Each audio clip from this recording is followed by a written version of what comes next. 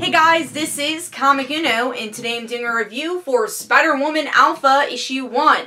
Before I start talking about this issue, just want to give you guys a couple updates. Of course, I have Comic Uno episode 141, and that show where I review all the comics I read this week in one show, and here are the exclusive comics. We have Miss Fury, Issue 1, Inferno Resurrection, Issue 2, Spider-Man 2099, Issue 9, Darkness Hope One Shot, Issue 1, The Fix, Issue 1, 8 Seal, Issue 5, Grim Fairy Tales, Issue 121, Green Lantern, Issue 51, Green Arrow, Issue 51, Black Widow, Issue 2, Invincible Iron Man, Issue 8, Bloodlines, Issue 1, Vampirella, Issue 2, Archie, Issue 7, Injustice Gods Among Us, Issue 7, and Detective Comics, Issue 51. So if you want to check out all those reviews, go to Comic Uno episode 141, which is annotated. But let's start talking about Spider-Woman Alpha Issue 1, which is a $4.99 book.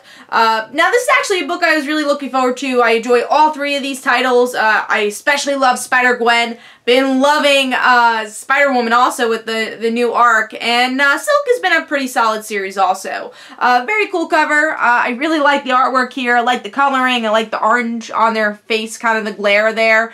But I will say, the cover art is different from the interior, so warning there. Let's start talking about the interior. Now, I didn't love the interior artwork. It's the same artist that does Scarlet Witch, which I didn't really like the art there, but I understood why it fit.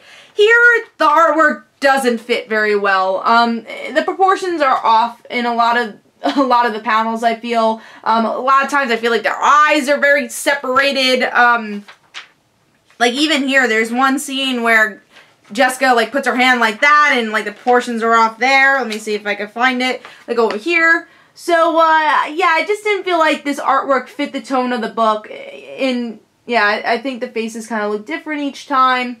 That was honestly a big negative for the book, and it didn't allow me to fully invest to the story, I will say that. So that's the artwork. Let's see what's going on with the story. So with this issue, we get to see our Spider-Woman. We have Silk, Spider-Woman, and Spider-Woman, but we'll call her Spider-Gwen because that's what we all call her. They all meet up, they all hang out. They first go to Jessica's world, and then Gwen says, we keep going to the same place, let's go to my world and hang out. And someone ends up stealing Gwen's teleporter, you know, to go to different dimensions, and Jessica's a bit stuck, and she already misses her kid, and she's like, well, I gotta go back, I have a child. And we find out the person who takes it away from them is Cindy from Gwen's universe, who's evil for some reason. So what I think of the story overall, let's start talking about the cliffhanger actually, because I thought that was pretty predictable, because they made a mention of like, oh, who do you think, you know, our versions look like in this world? So I think they gave a little bit too much of a hint in the beginning of the issue, where it wasn't that much of a shock when you saw Cindy from Earth's 65 in this issue as a cliffhanger and as a villain. There's also a lot of hints that Gwen doesn't really like Cindy, the regular Cindy. So that was also kind of an indicator of, oh wait, that's what the cliffhanger is going to be. Who's this villain? Of course. So that didn't really come as a shock to me.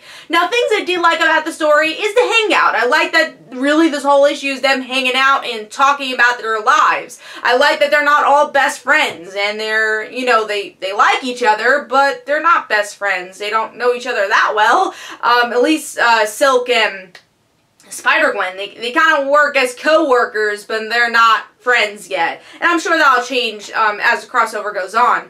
But like I said, the artwork really pulled me out of the story, so I can't really recommend this issue. And I don't know if you totally need the issue. All you need to know is that Cindy Moon is evil in Earth 65. Everything else that happens here is just character attraction. So Spider-Woman Alpha issue 1 gets 2.5 stars for me. I don't think this issue is worth picking up, but of course, let's see how the rest of the crossover goes. And the next issue will be nope, that's this. Next issue is going to be Spider-Gwen issue 7, which I'm pretty sure comes out next week. So try out that issue, see if you enjoyed that. And if I enjoy that, we'll find out. So Spider-Woman Alpha issue 1 gets 2.5 stars. So I don't really recommend you guys pick this issue up. But let me know in the comments below what you thought of the issue. This is Comic Don't forget to follow me on Twitter. Don't forget to like my Facebook page. Also, description below, there are links for my comic book, Like Father, Like Daughter. And don't forget to like the Facebook page of Like Father, Like Daughter. I'll see you guys later.